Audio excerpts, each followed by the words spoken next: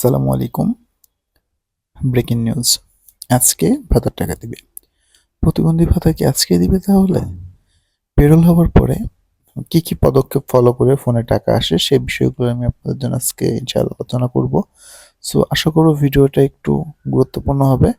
যারা প্রথম দেখতেছেন চ্যানেলটাকে একটু সাবস্ক্রাইব করে রাখবেন, আর ভিডিও সম্পর্কে কোনো মতামত বা কোনো অভিযোগ জানানোর থাকলে কমেন্ট করে দিবেন। ইনশাআল্লাহ আপনার কমেন্টের যথাযথ আনসার দেওয়ার চেষ্টা করব।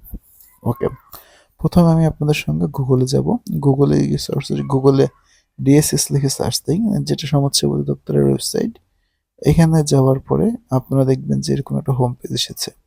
এখান থেকে একটু নিচের দিকে চলে যেতে হবে। এরপরে দেখুন এই যে প্রতিবন্ধী বিষয়ক এক লেখা আছে।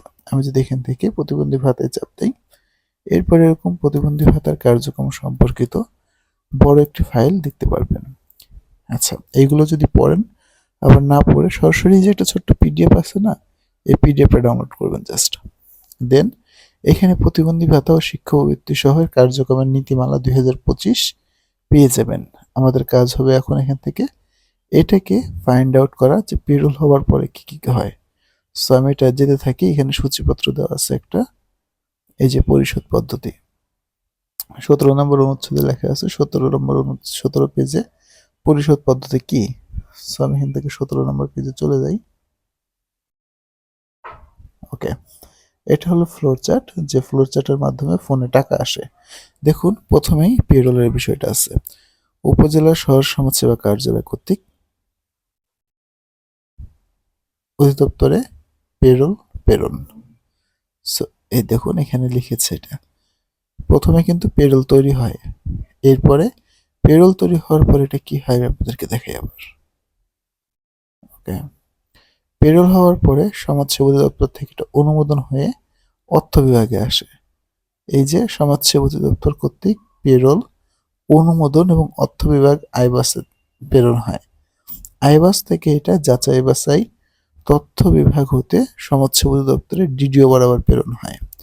এরপরে ডিডিও থেকে সিএফও বরাবর প্রেরণ হয়, যেটাকে ইবিল।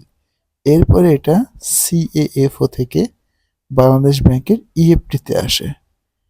এরপরে বাংলাদেশ ব্যাংক কর্তৃক সংশ্লিষ্ট আর্থিক প্রতিষ্ঠানে সেটেলমেন্ট অ্যাকাউন্টে সহায়তার জন্য প্রেরণ করে। কতগুলো স্টেপ দেখুন। এরপরে আর্থিক প্রতিষ্ঠান হতে সুবিধাভোগীর অ্যাকাউন্টে টাকা স্থানান্তর হয়।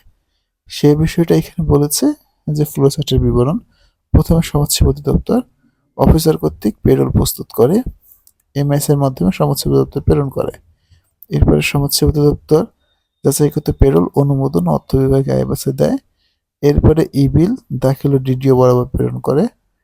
এরপরে ডিডিও কর্তৃক ইবিল প্রস্তুত করে chief and financial officer CFA বরাবর প্রেরণ করে। সিএফএ সেটাকে ইএফটি করে দেয়। দেন বাংলাদেশ ব্যাংক হতে প্রতিষ্ঠানের সেটেলমেন্ট হিসেবে যায়। সো এই যে একটা পদ্ধতি হলো, আর এই যে একটা বিষয়, এতটুকু বিষয় ফলো আপ করার ফলে একটা পেরোল হওয়ার পরে টাকা ঢোকে। আমি লাস্ট ভিডিওতে এটা আপলোড করেছিলাম যে মঙ্গলবারে টাকা দেবে কিনা। সো আলহামদুলিল্লাহ আপনারা হয়তো ভিডিওটা দেখেছিলেন অনেকেই। ভিডিওটা দেখার পরিপ্রেক্ষিতে এখানে আমি আপনাদের দেখাচ্ছি যে এই ভিডিওতে সুন্দর করে উপস্থাপন করেছিলাম যে অ্যাকুরেটলি কতদিনের মধ্যে আসে। কিন্তু যেহেতু আপনারা ভিডিওটা দেখার পর হয়তো অনেকে বুঝতে পারেননি, সো যে কারণে এখানে অনেকেই কমেন্ট করেছেন যে আপনার ভিডিও কথাগুলো সুন্দর, মাশাআল্লাহ, ধন্যবাদ আপনাদেরকে। আচ্ছা, ময়মনসিংহে এবং অনেকেই এখানে সুন্দর সুন্দর কমেন্ট লিখেছেন। সো আমি এটা ভালো লেগেছে, সব থেকে ভালো লেগেছে এই বিষয়টা যে আসসালামু আলাইকুম, সলিড এবং রিয়েল নিউজ, সুন্দর কথা বলেন, ধন্যবাদ আপনাকে।